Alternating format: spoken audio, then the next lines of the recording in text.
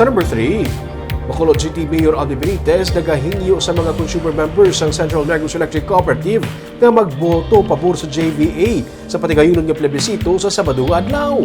Ang iyang mga rason sa report ni Nico Delphi. Satisfied si Mayor Albee Benitez sa ginpresentar nga tikang sang Prime Electric Holdings Incorporated para mapanubo ang bilis ng kuryente kag mapaiwayang masami pag-brownout sa idalom sang joint venture agreement upod sa Central Negros Electric Cooperative.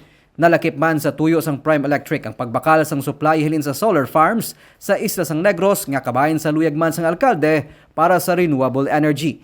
We're looking for better service. So how do we bring better service? Seneco itself cannot move forward. Gani nagihinyo man karon si Benitez sa mga member consumers nga magboto pabor sa JVA sa natalana nga plebisito sa Hunyo 24 tubtob 25 kag Hulyo 1 tubtob 2. Para sa alkalde, napuno naman ang mga konsumidor sa kakulang sang patod nga solusyon para mapaayong serbisyo sang Seneco batok sa masami pag-brownout kag pagpasaan sang 20 million pesos nga systems loss nga ginabayaran kada bulan.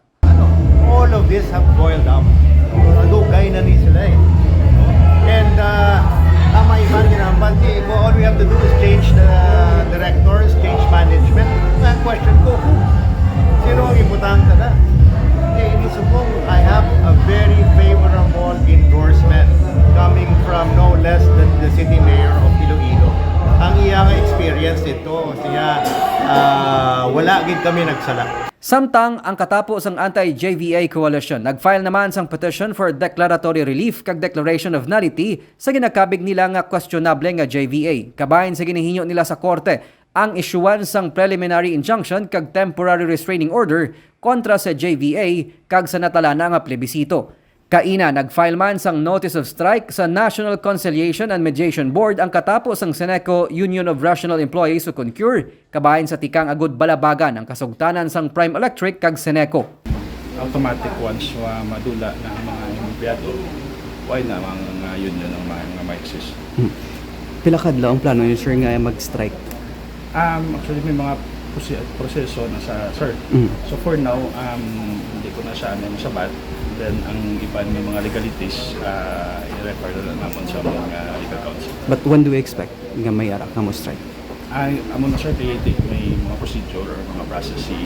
So we'll abide sa mga procedures.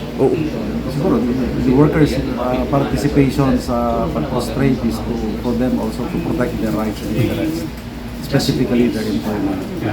So it's not enough that consumers have to participate also in this endeavor to prostrate and say no to the joint venture agreement. Ginaabi-abi naman sa pamunuan sang Prime Electric ang mga kaso kag reklamo nga ginpasaka kontra sa JVA. Nico Delphi para sa DG Cast Negros.